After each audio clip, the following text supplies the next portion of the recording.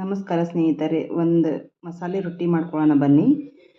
ಒಂದು 2 ಬಟ್ಲು ಜೋಳದ ಹಿಟ್ಟು, 1 ಬಟ್ಲು ಕಡಲೆ ಹಿಟ್ಟು ತೊಗೊಂಡು ಚಾಳಿ ಮಾಡ್ಕೊಂಡು ಇಟ್ಕೊಂಡಿನಿ. ಈ ಥರ ಮಿಕ್ಸ್ ಮಾಡ್ಕೊಳ್ಳಿ. ಉತ್ತರ ಕರ್ನಾಟಕದ ಕಡೆ ಮಾಡುವಂಥ ಮಸಾಲೆ ರೊಟ್ಟಿದು. ರುಚಿಗೆ ತಕ್ಕಷ್ಟು ಉಪ್ಪು ಹಾಕ್ಕೊಳ್ಳಿ. ಜೀರಿಗೆ, ಕೊತ್ತಂಬರಿ, ಪಾಲಕ್, ಹಸಿಮೆಣ್ಸಿನ್ಕಾಯಿ ರುಬ್ಬಿಟ್ಟಿರೋ ಪೇಸ್ಟ್ ಹಾಕ್ಕೊಳ್ಳಿ. ಮಿಕ್ಸಿಯಲ್ಲಿ ಸಣ್ಣಗೆ ರುಬ್ಕೊಂಡಿದ್ದೀನಿ. ತುಂಬ ಟೇಸ್ಟಾಗಿರುತ್ತೆ ಈ ಮಸಾಲ ರೊಟ್ಟಿ. ಈ ಥರ ಕಲಿಸ್ಕೊಳ್ಳಿ. ಸ್ವಲ್ಪ ಸ್ವಲ್ಪ ನೀರು ಹಾಕ್ಕೊಂಡು ಕಲಿಸ್ಕೊಳ್ಳೋಣ. ಒಂದು ಸ್ವಲ್ಪ ಹವೈಸ್ ಪುಡಿ ಹಾಕ್ಕೊಳ್ಳೋಣ.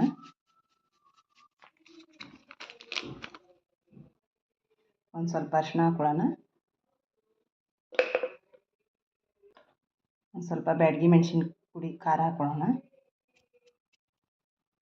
ಇದು ಖಾರ ಇರಲ್ಲ ಬ್ಯಾಡಗಿ ಮೆಣಸಿನ ಪುಡಿ, ಮೆಣಸಿನ್ಕಾಯಿ ಹಾಕೋದ್ರಿಂದ. ಸ್ವಲ್ಪ ಸ್ವಲ್ಪ ನೀರು ಹಾಕ್ಕೊಂಡು ನಾದ್ಕೊಳ್ಳೋಣ ಹಿಟ್ಟು.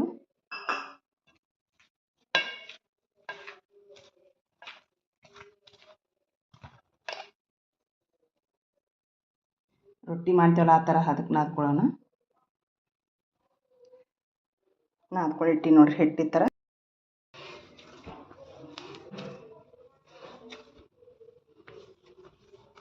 ಈ ಥರ ಹದ ಬರುತ್ತೆ. ನಾನು ಅದ್ರ ಹಿಟ್ಟು ಚೆಂದಾಗಿ, ಅಂದರೆ ಚೆಂದ ಬರ್ತಾವೆ ಮಸಾಲ ರೊಟ್ಟಿ.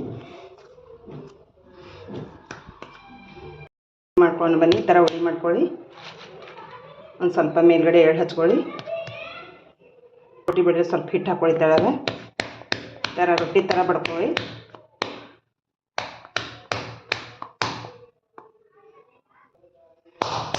ಈ ಥರ ಬಡ್ಕೊಳ್ಳಿ ಚೆಂದಾಗಿ, ದೊಡ್ಡದಾಗ್ತಾನೆ ಬಡ್ಕೊಳ್ಳಿ. ರೊಟ್ಟಿಗೆ ಒಂದು ಸೈಡ್ ನೀರು ಹಚ್ಕೊಳ್ಳಿ. ಮಸಾಲ ರೊಟ್ಟಿಗೆ ಈ ಥರ ನೀರು ಹಚ್ಕೊಳ್ಳಿ. ಚೆಂದಾಗಿ ಬೇಯಲು ಬಿಡಿ. ರೊಟ್ಟಿ ಈ ಥರ ಆಗಿದೆ ನೋಡಿ. ಮೇಲ್ಗಡೆ ಸ್ವಲ್ಪ ಎಣ್ಣೆ ಹಚ್ಕೊಳ್ಳಿ. ತುಂಬ ಟೇಸ್ಟಿಯಾಗಿರುತ್ತೆ ಈ ಮಸಾಲ ರೊಟ್ಟಿ. ಮಕ್ಕಳಿಗೆ ತುಂಬ ಇಷ್ಟ ಆಗುತ್ತೆ. ಪಾಲಕ್ ಹಾಕಿದ್ರಿಂದ ಟೇಸ್ಟ್ ಕೊಡುತ್ತೆ.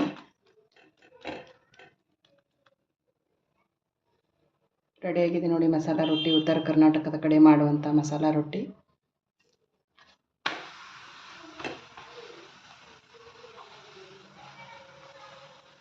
ತುಂಬ ರುಚಿಯಾಗಿರುತ್ತೆ ಈ ರೊಟ್ಟಿ. ಬಿಸಿ ಬಿಸಿ ರೊಟ್ಟಿ ಮೊಸರು ಜೊತೆ ತಿಂತಾಯಿದ್ರೆ ತುಂಬ ರುಚಿಯಾಗಿರುತ್ತೆ.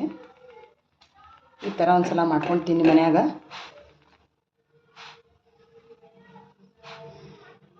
ಮಕ್ಕಳಿಗೂ ಟಿಫಿನ್ ಮಾಡಿಕೊಡ್ಬೋದು ಇದು ರೊಟ್ಟಿ. ಉತ್ತರ ಕರ್ನಾಟಕದ ಕಡೆ ಮಾಡುವಂಥ ಮಸಾಲ ರೊಟ್ಟಿ.